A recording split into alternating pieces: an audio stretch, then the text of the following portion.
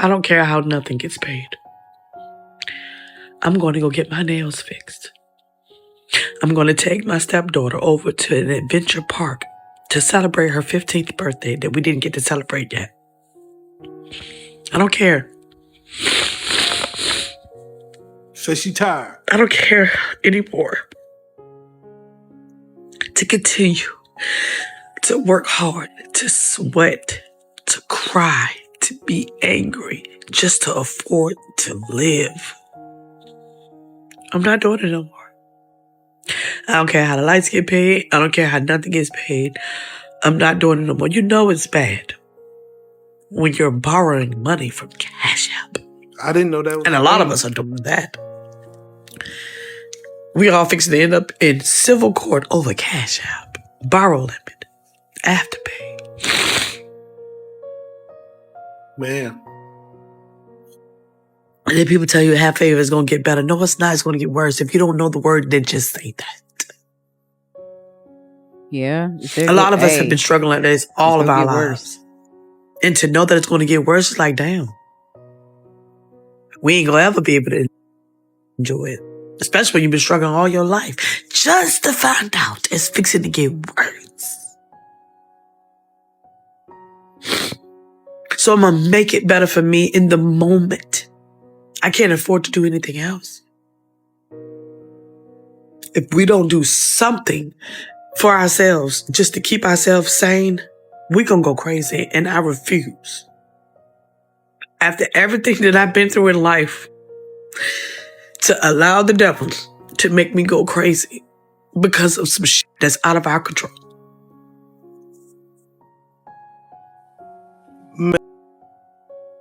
Y'all, that is like the truth. You know, people are tired. And if you don't have work-life balance and you just working and there's no fun in between, you can't just work. You have to balance that out with enjoyment, or it's going to feel like you in chain gang doing time.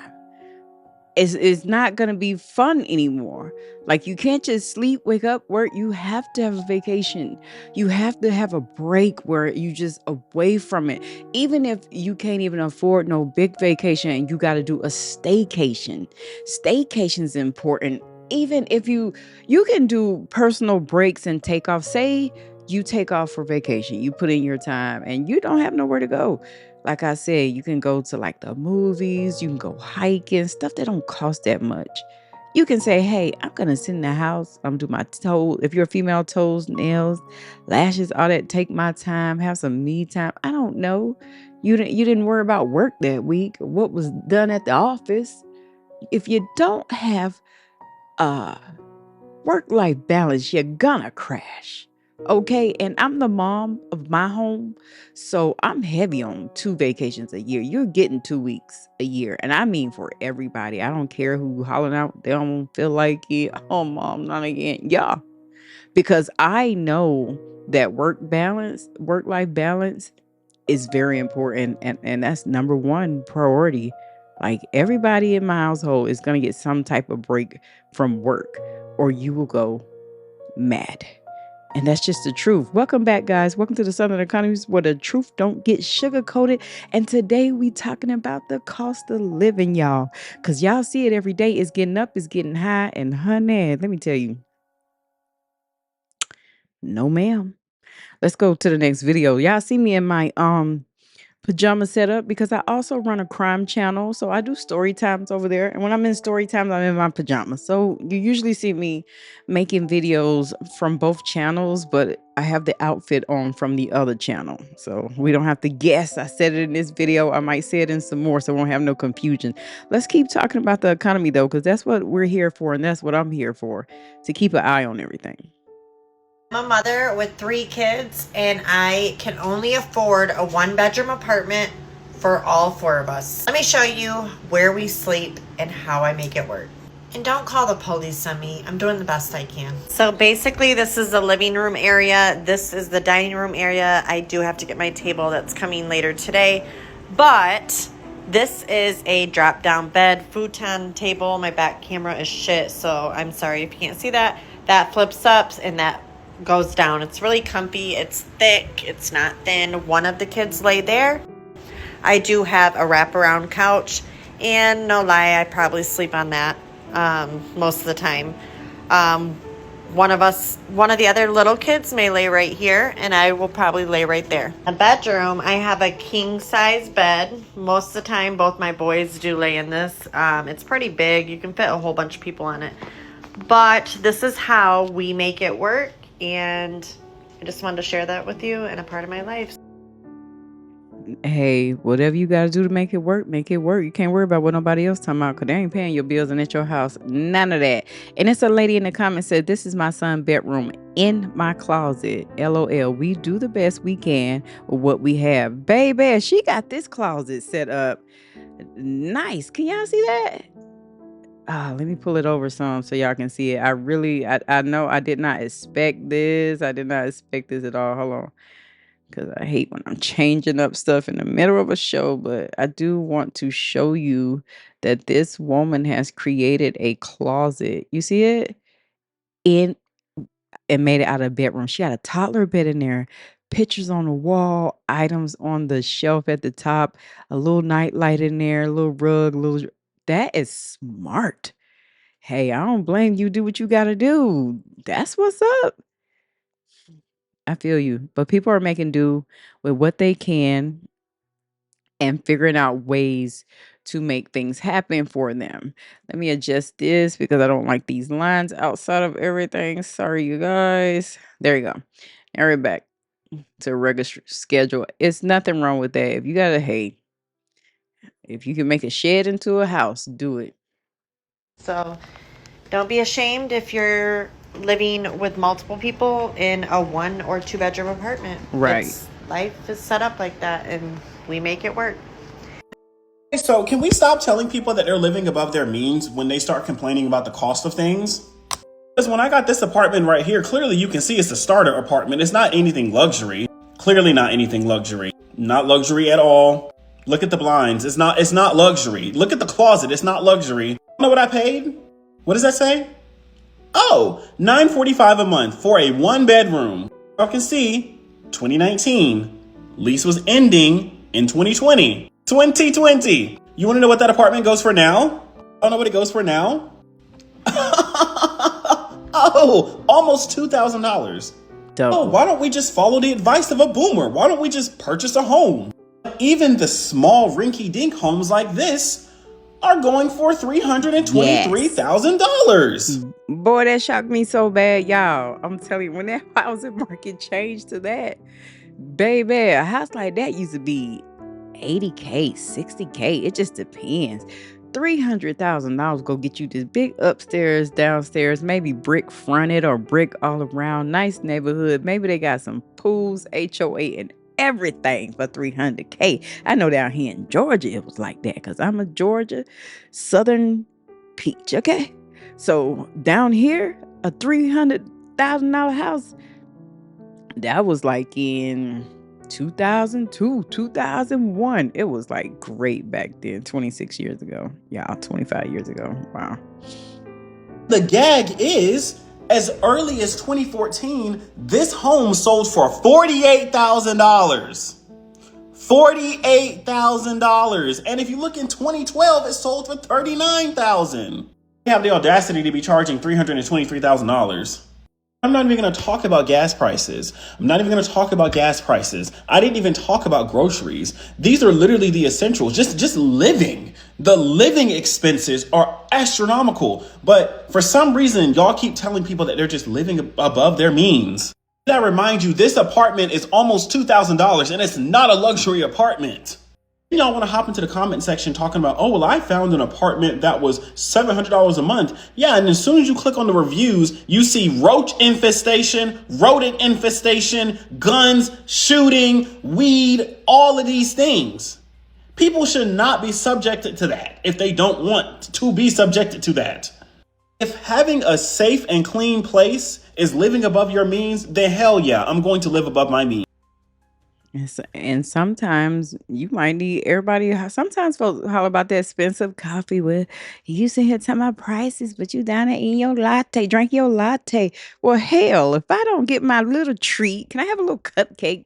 As adults, sometimes that coffee is a little treat to keep me going these next 20 hours I'm gonna work. You know what I mean? Like sometimes you just can't cut everything because you just go cut yourself into suffering. Somebody said we're not living above our means. We're denied the means to live. Child, that's the truth. That's crazy. Mm. What are people doing? The economy is so messed up right now. Food is so expensive. Gas is so high. Companies are not hiring. People are getting laid off rapidly. You cannot even find a part-time job because even if you want to do something part-time and if you have kids, how do you get to work? Unless you can find a job that's a work from home, which that is so difficult to find, right?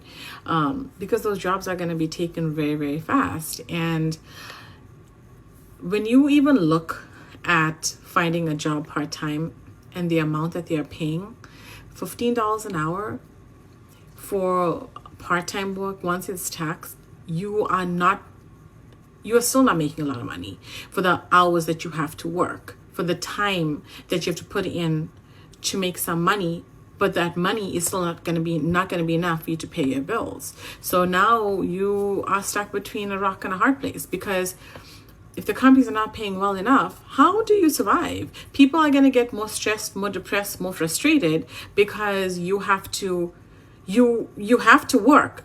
I get that. Everybody wants to work. But if you're not making enough money, you still put into depression. You still are stressed out because you're going to work for all these hours only to make peanuts because you still can't pay all your bills. You still cannot put enough food on the table when you have kids. So what's the solution here? Like this is getting out of hand. This is so crazy. It's like, what are they going to do next? The credit cards, people cannot pay their credit cards. I mean, I also deal with customers and this is why customers are so angry, because it's like everything is going up, and then when you have to deliver information to them, they flip out on you. I mean, I get it. I can definitely put myself in people's shoes, because financially it's hard for everybody. It really is. So it's like, what's the solution? What are we going to do? This is so crazy. A troubling trend. Over a third of U.S. workers now hold multiple jobs just to keep going, according to a recent survey by ZipRecruiter. Tonight, our Meg Oliver shows us how many school teachers are working side hustles as we continue our series, Affordability in America. On the ground was a little bag of gold. From the time she was a child, Christine Regal knew she wanted to be a teacher. I just love working with kids. I love the kids. I mean, I've been teaching for 26 years and I still remain in contact with a lot. But that devotion to her craft in Plainfield, New Jersey requires quite a few side hustles to pay the bills. Well, here I do breakfast duty and lunch duty. I tutor after school, and then I work at Cheesecake Factory. 1 in 5 K-12 teachers report struggling financially, with 71% of U.S. public school teachers working at least one additional job. Where are you getting hit the hardest? Oh, gosh, I'm getting hit everywhere. Like just this past weekend, it cost me $70 to put gas in my car. 70. Last night I went grocery shopping, 2 bags of groceries, $160. That's where I'm getting hit. Repeat after me. Swipe. You hit that 2 bags of grocery, $160. $70 on gas. Baby, who, listen, my mom just told me 2 days ago, she said, baby, I was going to go to the school system and work there. I don't know if she said she wanted to work in the cafeteria or what she was talking about. She said that somebody told her every year they redo your contract. I said, oh, so you don't just come back, like, once you're hired, school's out, you come back to work. She said, no, you have to reapply every single year. And I'm like, what is these teachers doing on break for their extra money? Do they get paid or they don't get paid? Like, this is crazy. When school lets out for the summer, Regal will continue waitressing for extra cash. She also has to budget for school supplies. She usually spends up to $1,500 of her own money to supplement her classroom. Are you budgeting differently so you're able to afford that next year? Luckily, I have a co-teacher where we split everything, but I know she's feeling a hit herself, and we've already had conversations like we're gonna have to probably take it easy, especially with her because she just has a new baby. So now what does your retirement look like? I'm gonna just keep hustling and just keep putting money away, and then pray that when I hit 60 that things will be a lot different. For now, the single 54-year-old will have to keep hustling for at least 6 more years. Meg Oliver, CBS News, Plainfield, New Jersey. Economy's so bad. Even my coworkers in like their 50s and beyond are like, you know what, I'm just gonna have an energy drink or something for lunch. Like, it's not worth spending $15 today.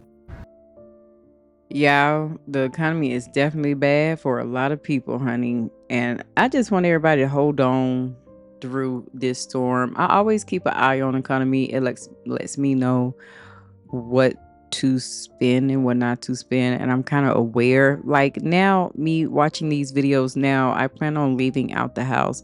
So I'll be very conscious of what I spend because I'm watching the prices be high. So I don't want to be blind to anything, just walking into stuff not knowing. Let me know what you think down in the comments below about these prices on gas, food, rent, utility. The cost of living has got beyond shady, you guys. And people just like, they tired of this shit, just to be honest. Excuse my language, but they just tired of it. Tired of always, like you seen in the beginning of the video, this lady in tears, like, you know what? I'm tired of not getting my nails done. I'm tired of not taking my kids somewhere. They going. I don't care what gotta be paid. Sometimes you be at your breaking point when you get to that.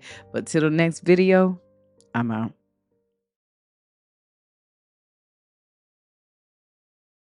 True, don't get sugar-coated.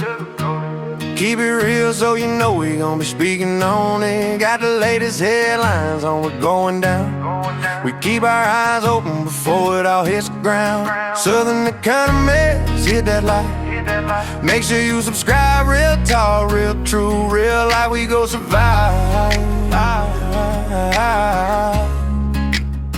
I got my eye wide open for when the markets hit the ground. You got them pockets wide open when them dividends come around. Oh baby, just hit that like, subscribe. I might teach you a little something about how to make $1 out of dime. I'm a real prepper, stockpiling before the shit hit the fan. I only trust in God, I don't depend on man. True, don't get sugar-coated. We keep it real and we keep it rolling.